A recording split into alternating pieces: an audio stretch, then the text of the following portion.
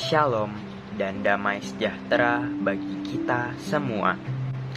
Pada video kali ini, kelompok kami akan memaparkan dan menjelaskan makna dari ayat-ayat emas yang telah kami pilih. Barang siapa tidak mengasihi, ia tidak mengenal Allah, sebab Allah adalah kasih. Itulah kutipan ayat dari surat Yohanes yang pertama, bab 4 ayat 8. Sebagaimana apa yang dikatakan pada ayat tersebut, barang siapa tidak mengasihi, ia tidak mengenal Allah. Ini artinya, jika kita ingin benar-benar mengenal Allah, maka kita harus paham betul tentang kasih.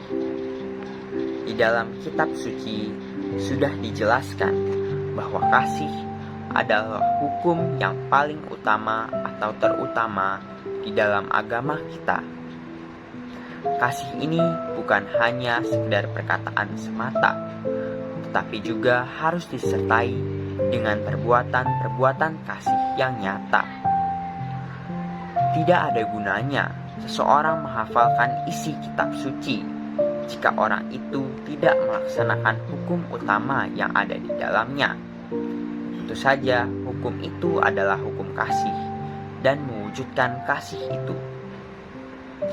Hal ini sudah jelas karena Allah adalah kasih. Allah bukan hanya memiliki kasih, Dia sendiri adalah kasih sejati itu. Dia telah mengorbankan putranya sendiri demi keselamatan kita bersama. Hal ini karena Allah mengasihi kita sepenuhnya. Dari kasih-Nya ini, seharusnya kita sebagai umat-Nya yang telah Ia selamatkan, saling mengasihi satu sama lain. Jika kita saling mengasihi satu sama lain, saya percaya bahwa kita akan selalu dekat dengan Allah. Allah adalah kasih. Hukum kasih harus kita wujudkan agar kita bisa semakin mengenal Dia yang telah menyelamatkan kita semua. Ayat kedua diambil dari 1 Korintus bab 13 ayat 13 yang berbunyi, demikianlah tinggal ketiga hal ini, yaitu iman, pengharapan, dan kasih. Dan yang paling besar di antaranya adalah kasih. Saudara-saudari sekalian yang saya hormati, dalam ayat sebelumnya telah dijelaskan bahwa Allah adalah kasih. Oleh karena itu, dalam ayat ini, Allah hendak menyatakan bahwa kasih merupakan hal yang terbesar, jauh lebih besar daripada elemen ataupun esensi-esensi agama Katolik lainnya, melebihi iman ataupun harapan. Bahkan berkat Tuhan tidak lebih penting daripada kasih kita kepada orang lain.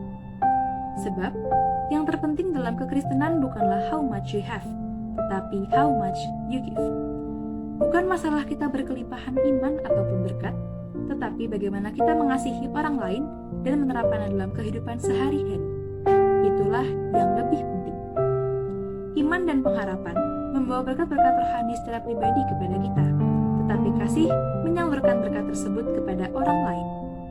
Karena itulah, orang Kristen tidak dinilai berdasarkan berkat Tuhan, melainkan berdasarkan kasih kepada orang lain. Apabila kita memiliki kasih yang besar, Allah akan hadir dalam hati serta pikiran kita. Selain dari hal-hal yang telah saya sebutkan tadi, kasih itu bersifat kekal. Seperti yang dinyatakan oleh Paulus dalam ayatnya, semua karunia rohani akan berhenti, tetapi kasih akan selalu ada sampai kekekalan. Kasih akan selalu hadir dalam setiap titik kehidupan, bahkan kehidupan setelah kematian. Saudara-saudari yang berbahagia dalam Tuhan, marilah kita mengasihi. Sebab tanpa kasih, semua karunia rohani tidak akan ada artinya. Pada kitab Yohanes 15 ayat 12 berbunyi, inilah perintahku, yaitu supaya kamu saling mengasihi seperti aku telah mengasihi kamu. Dalam ayat tersebut, Yesus memberi perintah untuk saling mengasihi. Tentunya perintah tersebut bersifat wajib dilaksanakan dan bukan merupakan nasihat atau himbauan yang boleh kita pilih untuk dilakukan atau tidak. Tuhan lebih dahulu telah mengasihi kita dengan rela wafat di kayu salib demi menebus dosa manusia. Setiap orang yang hidup dalam kasih Allah berarti meyakini dan mensyukuri kasih Allah yang telah ia terima dan ia alami. Seturut dengan itu juga, kita dituntut untuk meneladani kasih Allah tersebut dengan mengasihi sesama. Lakukan kasih memanglah tidak semudah mengatakan dan seindah mengungkapkannya, namun perbuatan kasih membutuhkan ketulusan hati dan menuntut pengorbanan yang bukan segampang yang kita pikirkan. Yesus mengajarkan kasih yang sesungguhnya yaitu kasih sejati. Kasih sejati adalah kasih yang tak bersyarat. Kasih sejati adalah sifat inti Allah karena Allah sendiri adalah kasih. Dan kasih sejati juga bukan sekedar sebuah gerakan hati yang lahir dari perasaan, melainkan gerakan kehendak, pilihan yang sengaja dilakukan.